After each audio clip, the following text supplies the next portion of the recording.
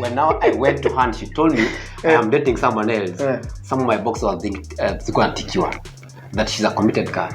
You know, she's focused. Ali, wewe mtu ako serious huku, wewe una tick box yako. Surely, God, why? Look at this, my brother. Look at this. Yeah? You see now, the guy is not even in the country. The guy is out there. I get the pastors in the same too. No. The one a pastor pilot. No. This guy is actually out there, but this guy cannot play the guy. So, kuna any commitment? That is commitment to that guy. But so if I have this, will be commitment to that. Is commitment. You see now, and I didn't pray for them to break up.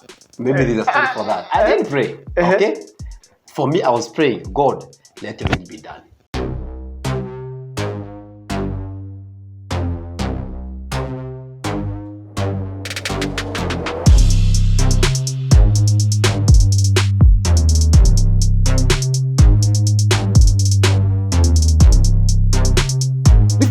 Before I get to what you guys think about 21st century marriage, because very interesting. I have looking for a best. I want you guys to respond to this interesting quote here.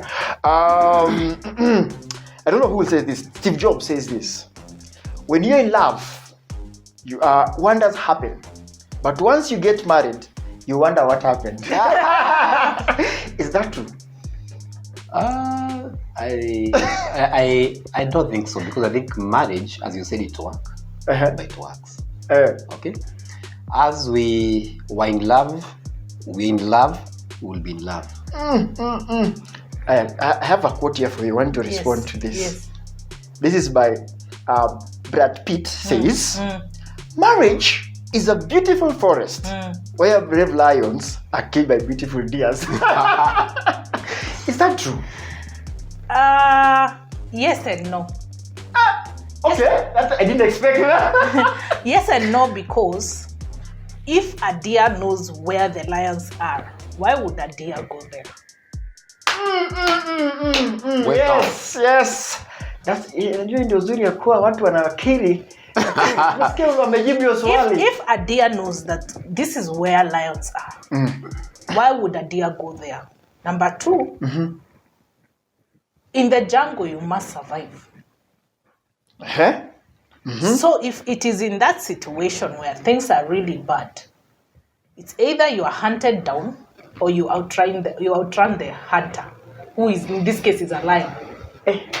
Guys, ndio tumekafungia watu tufungia hapo ama tukafungia hapo hivyo. Basically what you are saying is marriage is very intentional. It's how you take it.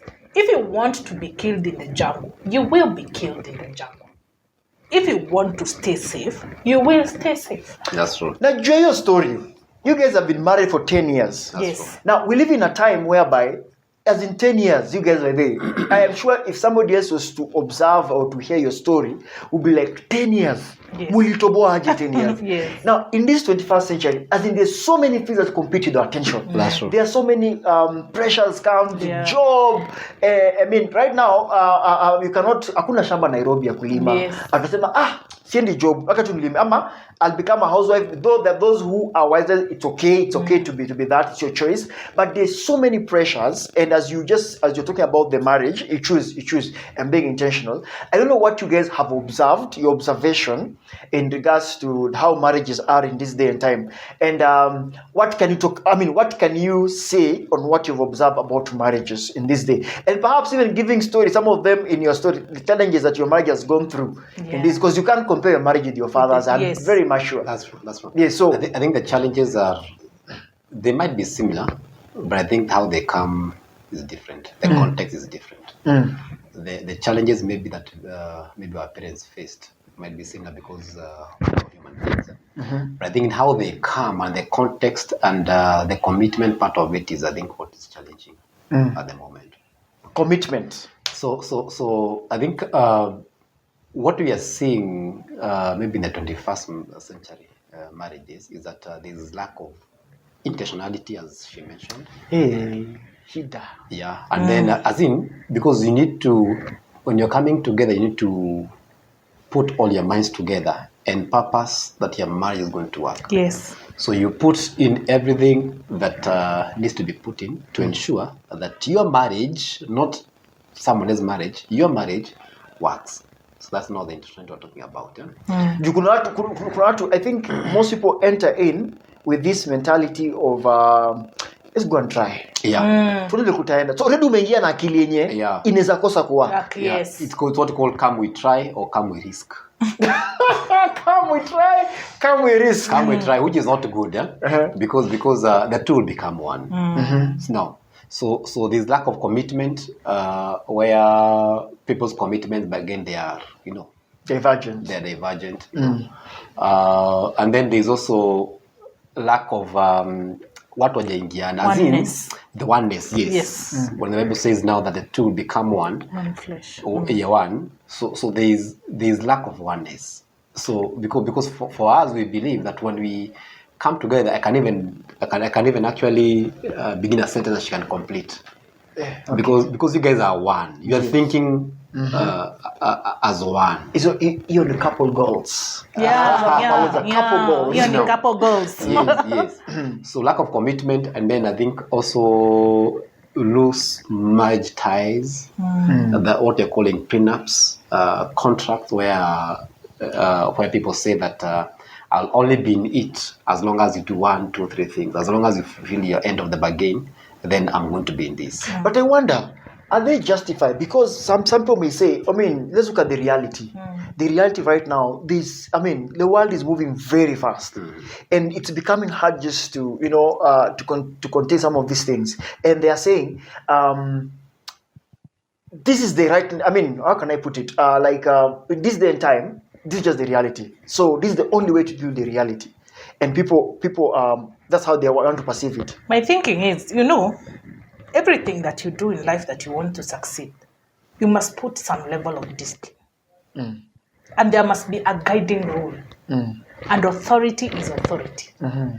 Every successful institution has some level of discipline and institutionalism. In this case, marriage, the institution is of God. God is the authority. Yes. And then the institution is marriage. And marriage comes with its rules. But majority of us don't want that. The rules in ngumu. What was about disciple and Jesus? Better not marry. Yes. The rules are there. Just like everything else. You're told come to work by 8, leave work at 5. You come to work at 8. You leave work at 5. Some of us don't even leave at 5. We leave at 7 because we want to put in work. Yes. But we will not do the same for marriage. Bare minimum. Go to the house, sit down, decorate the house, show up, do 1, 2, 3 to show that you don't put anything. You don't invest in that marriage. You don't put any effort. You don't invest in that marriage. You don't invest in your partner. You don't. Now, mbona watu invest? Because they don't care. And why they don't care? Let me understand. My thinking. This is what I have always thought. Why people don't invest in marriage is because the returns are not tangible. And then they take too long. Yes. Now, when you go to work, ukienda 8 kutoke 5 utalipwa salary. Ukienda masters, some miaka 2 ufanye promotion. Napewa promotion ama unapatiwa certificate yako ya masters, unatuambia ama masters degree graduate. Yeah. Ukimaliza PhD tutakuita doctor. But hii marriage hii hatujuangi ni nini unaingia. Ushapa certificate before once. Unapea bibi pesa anatumia. Unapea in-laws pesa wanatumia. Na bao wantisha zingine. Na wasemi asanti. Those are the things that we that are conflicting. The human mind is very selfish. We are about giving and receiving. In marriage, you do a lot of giving. I think because of our generation what you don't know is that as you are giving, we are in psychologically and in any other way receiving. Because it's not physical. Si kama pesa shika so. Hiyo pesa kama hatuioni hivi. Na sisi ni generation doubting Thomas. Tunataka kuona. Seeing it is believing. Lazima tuione. Either tuione ama watu wengine waone. Kwa sababu unajua pia hii generation ile ya kupenda kuonekana sana, influencers nini. Yes. Na sisemi ni vibaya. I'm just saying that marriage is not like that. Sometimes the returns are very different from what you would call returns. Like there will be character change, for example. That is a benefit on your side. If, for example, you learn how to talk, it doesn't benefit that marriage only. It benefits you at the place of work. It benefits you as you're talking to your neighbors. It benefits you as you talk to other people.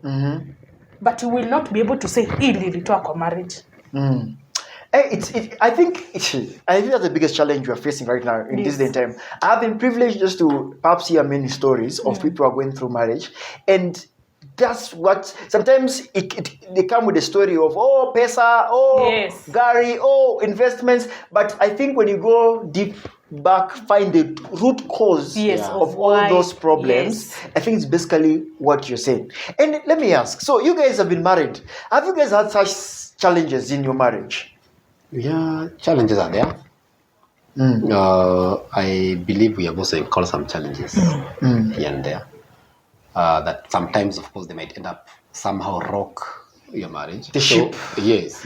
No. But we are not special, because I think the challenges that affect all these families of marriages out there are the same. It depends on how you respond. Yeah. Depends challenges on how are you respond. there. Yeah. Like now, I think one of the major challenges is her health. She has gone through several operations. That, of course, was a challenge on our end, psychologically, emotionally, physically, and all those things. And if you are not in sync, then I could be thinking now, is there a way out? What is wrong with her? Is there a way out? Weak? She has had several operations up and apart, but now we are still together because it is until death do you part. This is what you committed to. Yeah, for her. Now you commit before. Of course, I didn't know. Even those challenges were not there. So they just came. They come. We are not immune, by the way. Okay. Even if I'm a passee, I'm not immune to all these things. Because life is real. And also, we're also living in a fallen world, as it were. Okay. So that is one. And then, of course, the other one... I think when we got our I think our biggest challenge, the most challenging year was our third year of marriage. And it's because we just got a baby. And then, of course, we realized I had some issues and I had to do surgery. We just couldn't agree on anything. It was difficult. It was hard. And I think I also had issues with my esteem because of what was going on. And he was just not understanding, why is this woman so tired all the time? She's just exhausted, an exhausted woman, and she needs help all the time. So I think that really took a rosa. It was hard. I remember that season, we go together in the morning praying when we were going to work in the morning. I remember those days, sometimes we would just go solving issues. We just couldn't agree. And we just don't know that the underlying issue is what we are going through. But thank God, somehow we sat through it and we talked. And we realized we were going through issues because of so many things that were surrounding us. You just say you guys sat down and solved it. So somebody else didn't come from outside to solve it. No, you guys talked. Realized you have a problem. Yes. Yeah. We started I think that's when we started going for those dates for talking. Yeah. Initially, we just go for dates to take dinner. Kukula too. Yeah, kukula too. But now we started having something we would call an open forum, where you go for dates and say, this is where it hurts. This is where it hurts, and take it in good faith. Hakuna kujidefend hapa. Hakuna fighting. Yes, defense mode. Unaichukua ukiambiwa hapo ufanye you said it. Hapo ufanye poa. Unasema sawa, nitarekebisha. And we did that, I think, for some time. And it really worked for us. Because that was an open forum, and then when we go there, si wakati umekasirika ama wakati umechemka, ndio unasema zile vitu zote zenye ziko kwa mdomo. You say it when you have thought through it, slept over it, and when you say it now, you say it with decorum, but you still pass the point home. I'm just trying to wonder, because just handling that because basically there's a challenge in your marriage, and that challenge was not man-made. It was just, it happened, and it was a sickness. And sickness is not in control. We are not in control. Actually, it's God who is in control. You know, or either he heals you, or allows you to give the grace to go through that situation. I'm just wondering, how did your personalities play into this conflict? Because from where I sit, not from where you sit, from where I sit, kwa hiki changu chako, your red seat. I think you are a strong-willed person, and Gatheca is a thinker, and seem to kusema tunaenda hivi. Okay, but sometimes he does, from what I've seen. But the way he reacts is not the same way. No, it's not. We are different. So, how did that play into your challenges in your marriage? I think for us, the first thing, the first thing that happened is the first few months of marriage. There's something that Gatheca told me, and it never left my head. There's a conversation we had, and he was on the wrong. But the way I told him, I went out, and it was very emotionally hurting what I said to him. I said everything that was in my heart. You know, I'm brutally honest. Ulikula blue band yote. Yeah. Unajua ni watoto. I'm brutally honest, and I realized that sometimes what is your strength, because that brutal honesty in my life is a strength, can also border weakness. I realized I can be rude. Sasa kubalance hizi vitu mbili ndio ukisema unasema na grace. So najua God an expect to ongea na grace. You extend grace to people. Na salted. Yes, and you must be salted. So he told you, He told me you are rude. You know when you speak. And he said, I am sorry I have hurt you. But when you say some things, it's even difficult to apologize, because the way you say things, you are rude. You are rude. The funniest thing is the Holy Spirit took over that night, and he talked to me. He told me, you know what he said is true. What he said is actually true. That you are rude. You can be very rude. And it's not something that someone can dispute. It's not something that someone can dispute, because it's the truth. I'm very truthful, even to myself. I expect I will tell you the same thing and you will take it in grace.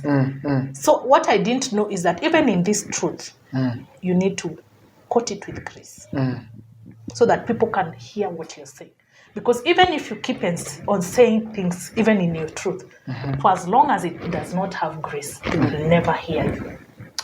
Wow. So my friend. These things are personality based. It's how I am. But I will not stay there and say, this is how I am. This is how I am. God is able to work on our personalities. Yes. Yeah, actually, God is able to work on our personalities. He's able to work on them, because not everything that we are is right. Yes. Is good. Yes. So because God will never give you someone who is like you.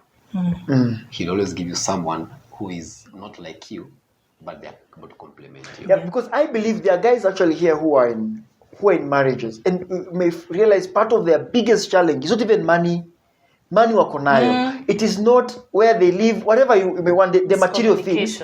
It is that we haven't understood how to deal with each other. Because me, tangu nizaliwe, baba yangu ni mse anasemanga ni hivi tunaenda hivi. And probably because they have seen the dad doing that. And on the other hand, the other person is saying, no. It's okay. Of course, I think the most is the one whereby you are get it done with, get it on your way, and you're like, no, relax. Una pressure ya nini. And it brings a lot of conflict. And I'm telling you, that worked for me, not only for my marriage, but even everywhere. Oh, wow. Yes. So ukiko kwa nje una apply the same principle. I'm telling you, I know how to hold my tongue completely. I know how not to just blabber things. I will still be honest. I will still be truthful. I don't know how to lie, but I will say it with grace. Sitaki niambie ukweli, sitaki kuambiwa in a nice way. Nataka kuambiwa, Steve, you are rude.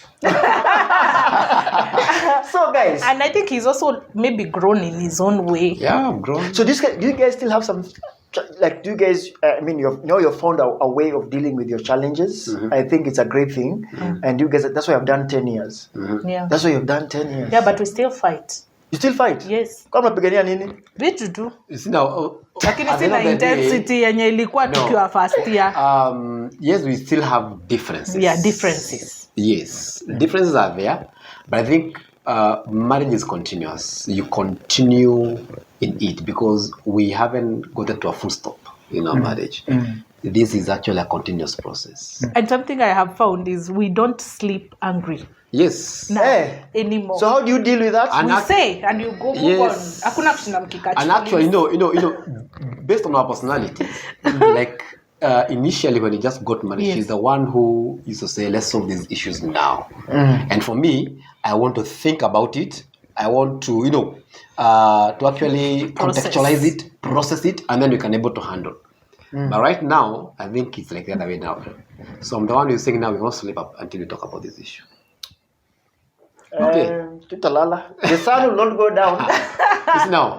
Why? Because we have grown in it. Yeah. So if maybe she was here and I was down there, right now God has given us a balance. Oh, nice. It's because I think the biggest challenge is that microwave generation. Yes. Eka ndani, shwa, Haraka. pale kwenye microwave, Very toa, fast. kula, and we miss out the process. That's what the Yes. process is very Of important. life. Very important. So even that marriage, you can't marry someone today and they become And your expect they are ideal perfect. Yeah. man or That's ideal true. wife that That you only happens thought in of. Hollywood. And on Chiriku. I'm telling you. That happened only on TV.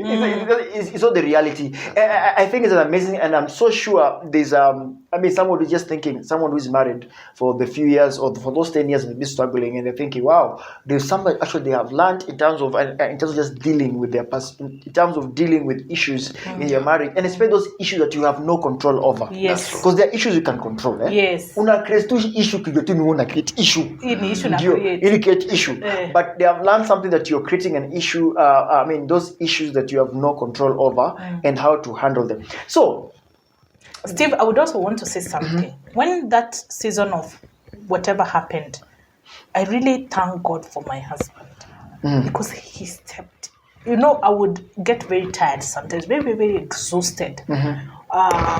So he would look at me and just tell me, go and sleep. I'll be left with the children. oh, If it's the current generation, they'll be saying, "Misiezi ati watoi." Hiyo ni kukaliwa. Mimi. wewe umekaliwa chapo. Wewe umekaliwa. And they don't understand that this is what makes a marriage.